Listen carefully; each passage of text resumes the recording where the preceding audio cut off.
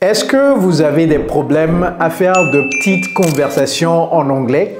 Lorsqu'il s'agit de faire une présentation ou bien une conversation très structurée, vous n'éprouvez aucun problème. Mais dès qu'il s'agit de parler de tout et de rien et de faire de small talks, vous bloquez complètement. Or, les petites conversations sont très importantes dans la société, n'est-ce pas? Et les Américains en raffolent tout simplement. So, we need to know how to have small talks. C'est pourquoi aujourd'hui, je vais vous apprendre quelques expressions à utiliser pour débloquer une situation dans laquelle vous êtes et qui requiert de faire de petites conversations. Alors, à vos carnets de notes, ready? Oh yeah, I'm ready. Let's go!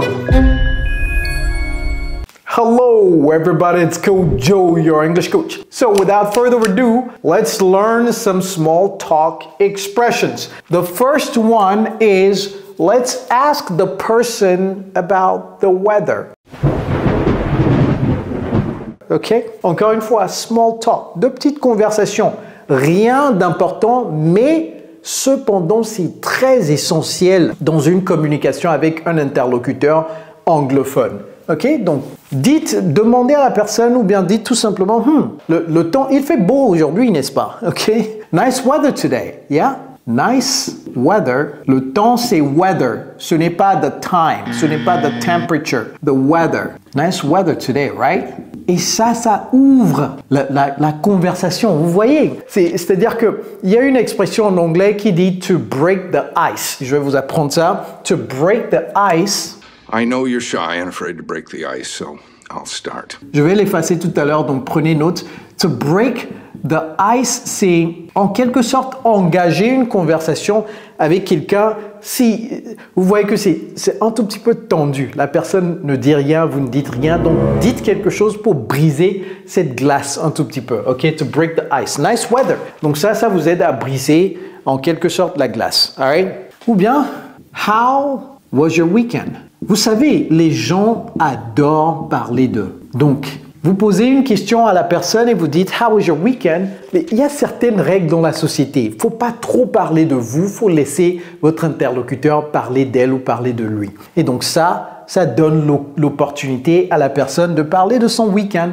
Ok, how was your weekend? Ça, c'est une question, donc point d'interro. Vous connaissez cette personne déjà. Et vous voulez lui demander si elle a vu un film récemment ou bien elle est allée au ciné récemment. Have you seen any good movies lately? Have you seen any good movies? Et vous savez que les gens adorent aider d'autres personnes. Donc, par exemple, vous posez cette question à la personne va adorer vous dire les films qu'elle a vus récemment pour que vous aussi, vous puissiez aller voir ce film ou ces films. Have you seen any good movies lately? Admettons qu'il y a une fête qui vient, une fête qui approche et vous voulez dire, est-ce que tu as des plans ou bien est-ce que vous avez des plans pour la fête qui vient? Okay? Do you have any plans for the holidays? Do you have any plans for the holidays? Et vous voyez comment j'ai prononcé for, j'ai pas dit for, j'ai dit for. Et ça, c'est pas holy, c'est holiday. We wish you happy holidays. Holidays. Do you have any plans for the holidays? Ok. Si vous aimez le sport et que vous savez que votre collègue également aime le sport et vous voulez dire, hey, est-ce que tu as eu l'occasion de regarder le match hier ou bien de voir le match hier ou bien est-ce que tu es parti au stade hier? Did you catch the game last night? Hier nuit. Vous voyez que j'ai pas dit watch, j'ai dit quoi? Catch. All right? Donc vous pouvez dire catch. C'est pas attraper littéralement. Did you catch the game? Donc, est-ce que tu as eu l'occasion de voir ça? Did you catch the game last night? Did you catch the game last night? Oh yeah, I saw it. It was amazing. Vous voyez, vous commencez la conversation. All right? Vous parlez à quelqu'un et vous lui demandez qu'est-ce que tu aimes faire durant ton temps libre? Ou bien, quels sont tes loisirs? What do you like to do in your free time? Okay? Et ça, cette question, vous pouvez voir cette question en entretien, hein, parce que, vous savez, ils veulent voir qu'est-ce que vous faites exactement lorsque vous ne travaillez pas. Est-ce que vous êtes en boîte de nuit tout le temps? Donc, faites attention comment répondre à cette question. What do you like to do in your free time? What do you... Ça peut être une question piège. What do you like to do in your free time? Okay? Si cette question vient en entretien, ne dites pas que j'ai pas de loisirs. Automatiquement, ça vous élimine. Parce que aujourd'hui, les entreprises ne veulent pas embaucher que des gens qui sont devant l'ordinateur, qui sont en train de travailler comme des robots. Donc, il faut avoir des interpersonal skills. Il faut avoir des activités que vous aimez faire en dehors du travail. Donc, c'est très important. Ok? Donc, sachez répondre à cette question, préparez une réponse à cette question si jamais ça vient en entretien. What do you like to do in your free time? Et en entretien, vous savez, si votre niveau d'anglais est bas, ne stressez pas. En entretien, gardez tout simplement le sourire. Lorsque vous gardez le sourire, ça déstabilise la personne. Bon, pas négativement, mais c'est-à-dire que la personne dit cette personne est assez calme, donc je ne vais pas stresser cette personne. Mais si vous faites comme ça, vous ne souriez pas, etc., cette personne va... Vous voyez, déjà vous rendez votre interlocuteur inconfortable. Son but, c'est de terminer rapidement l'entretien. Vous voyez, lorsque vous souriez également, vous lancez un message au cerveau en lui disant « tout se passe normalement comme prévu ». Mais lorsque vous êtes tendu, le cerveau immédiatement est tendu également et se ferme. Lorsque le cerveau se ferme, ça veut dire que le cerveau a du mal à trouver le vocabulaire. Est-ce que vous n'êtes jamais allé en entretien et à la sortie de l'entretien, vous avez dit « mais putain, je savais ce mot, pourquoi ça ne venait pas ?» Parce que vous étiez trop nerveux. Ne soyez pas nerveux, souriez tout simplement. Alright? Et si vous avez besoin qu'on vous tienne la main pour apprendre plus rapidement l'anglais, n'hésitez pas à nous contacter. Nous avons un programme d'immersion anglaise sur mesure pour les francophones comme vous. Nous avons aidé plus de 7000 francophones dans plus de 50 pays du monde à parler couramment l'anglais aujourd'hui. Donc, si vous êtes intéressé, dans la barre de description de cette vidéo, il y a un lien. Cliquez sur ce lien, renseignez vos informations et moi-même, je vais vous contacter pour vous en dire plus. All right? What do you like to do in your free time? Okay? Si vous aimez les livres et que vous voulez recommander un livre ou bien vous savez que votre collègue ou votre ami aime des livres, vous pouvez lui demander, tout comme pour les movies, si cette personne a lu un livre récemment. Have you read any interesting books recently? Okay? Donc, au lieu de lately, maintenant j'ai utilisé recently. Have you read any interesting, j'ai pas dit interesting, ok?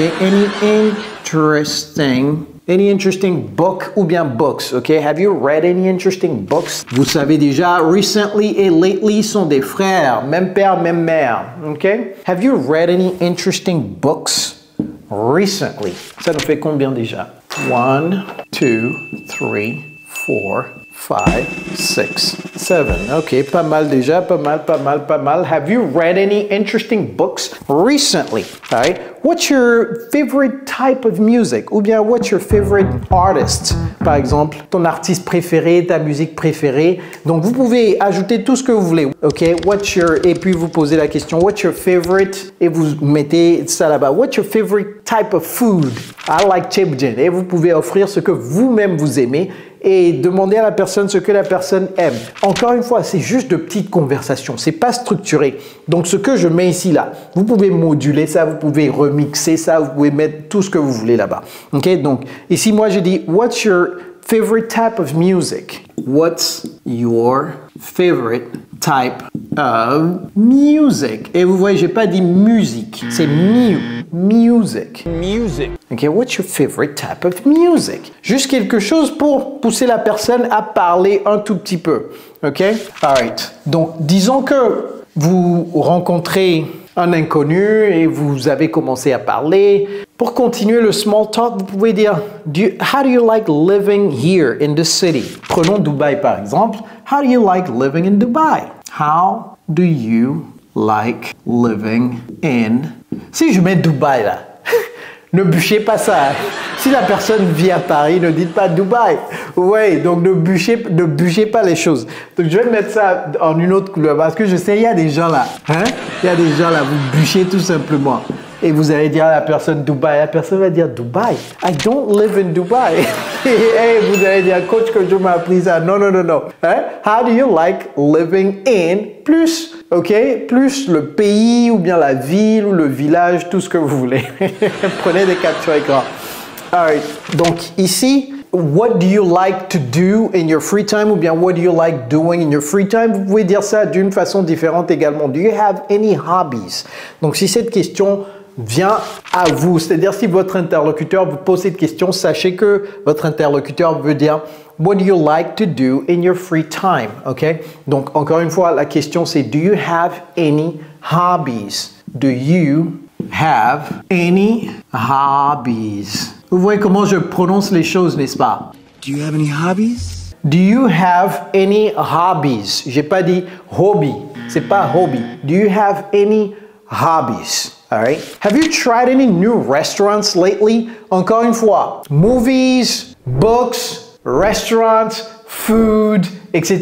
Donc, ayez ces choses-là sur votre radar. Lorsque vous commencez à faire de petites conversations, vous pouvez parler de game, vous pouvez parler de movies, vous pouvez parler de restaurants, vous pouvez parler de food, vous pouvez parler de books. Donc, ayez ça dans votre arsenal et sortez ça pour faire de petites conversations. Okay? Have you tried any new restaurants lately? Have you tried, essayez, okay? Have you tried any new, ou bien any restaurants, si c'est un collègue par exemple, any new restaurants lately? Lorsque vous êtes au travail là, je vais vous apprendre une tactique.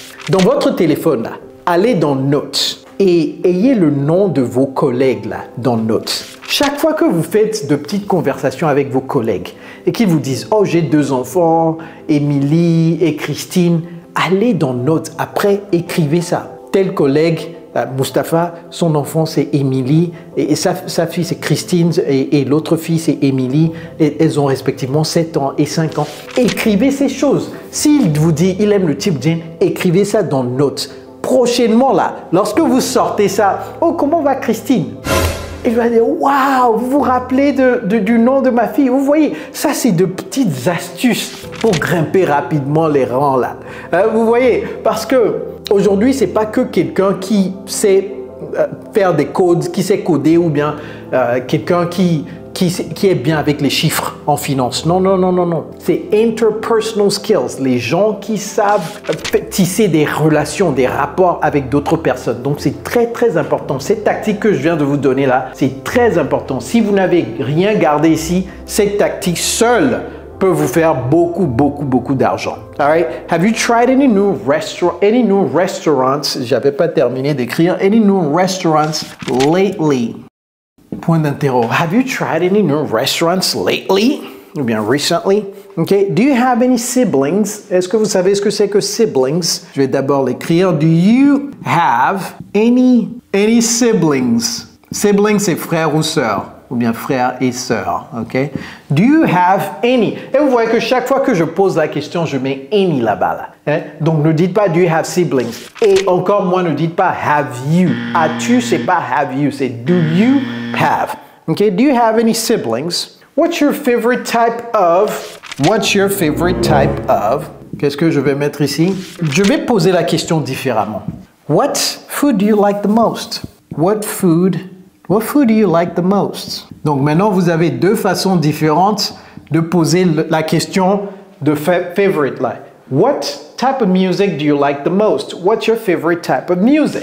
What food do you like the most? What's your favorite type of food? Okay, donc vous avez 2 expressions pour dire cela. Okay, how do you usually spend your evenings? How do you usually? C'est pas usually, ok? How do you usually spend? Ok, passer, ce n'est pas to pass. Ok, passer une bonne journée, ce n'est pas to pass a good day, c'est to spend. Ok, ou bien to have a good day. Ok, how do you usually spend your evenings? How do you usually spend your evenings? All right, so 8, 9, 10, 11, 12. Ça, c'est 13. C'est pas 30. C'est 13. J'entends très souvent 30. Non, c'est 13, 14. Wow. All these expressions With all these expressions, now you can start having small talks. Il y en a beaucoup plus. Écrivez-moi d'autres expressions dans les commentaires. Moi, je vais vous corriger également. Prenez une capture écran très rapidement. S'il y a des erreurs de frappe, n'hésitez pas à mentionner ça en commentaire pour moi, ok? Parce que dans le feu de l'action, on peut y avoir certaines petites erreurs par-ci et par-là. Okay? All right, everybody, listen, start practicing. Écrivez ça dans vos carnets de notes et chaque matin, là, lisez une expression et dites-vous, je vais utiliser cette expression. N'essayez pas de vous bourrer la tête avec toutes les expressions en même temps. En parlant de têtes, là, si chaque fois vous traduisez littéralement du français en anglais et que ça vous frustre et vous voulez penser directement en anglais, cliquez sur cette vidéo. Regardez cette vidéo juste après celle-ci pour apprendre comment penser directement en anglais. All right, everybody, it's Coach Joe, your English coach. Take care, guys.